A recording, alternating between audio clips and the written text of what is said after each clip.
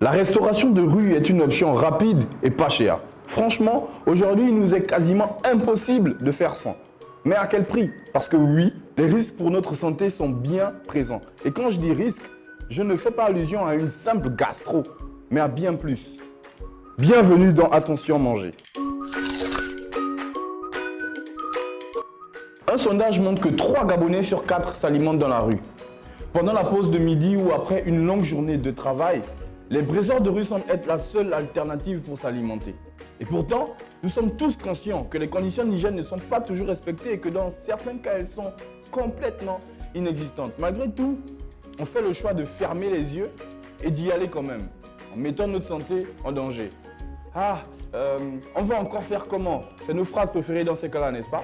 Justement, l'OMS a publié une étude il y a quelques mois selon laquelle plus de 400 000 personnes meurent chaque année à travers le monde à cause d'intoxication alimentaire. Alors le risque pour la santé est bien présent. Certaines personnes dépensent des sommes astronomiques dans des hôpitaux à se faire traiter pour des maux dont ils ignorent l'origine. La plupart du temps, il résulte d'une infection bactérienne contractée lors d'un repas de Nike par exemple. Donc, s'il vous plaît, arrêtons avec la phrase « l'Africain ne meurt pas avec les microbes ». C'est complètement faux. Ok? Attention, je suis moi-même un gros consommateur de Nike, Cotis braisé, spaghetti viande et le Casico pour les connaisseurs. Et je ne suis donc pas en train de dire de ne plus consommer ces produits. Je dis juste qu'en tant que consommateur, on peut leur imposer un minimum standard de propreté. Comment? Par le boycott par exemple. Du genre, tu n'es pas propre, je ne mange pas chez toi.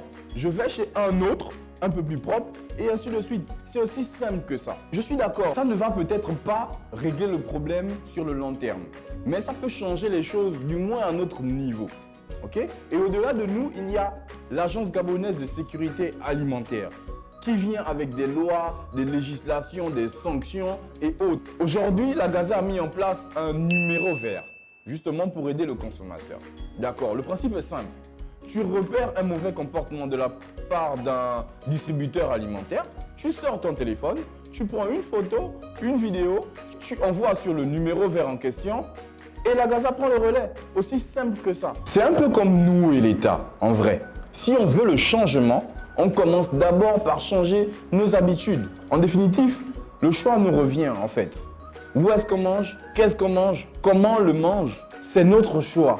Okay? Parce que nous sommes les premiers acteurs et les premiers responsables de notre santé. C'est tout pour aujourd'hui. On se donne rendez-vous la semaine prochaine pour un nouveau numéro de Attention Manger. Mais surtout, n'oubliez pas, commentez, likez et partagez.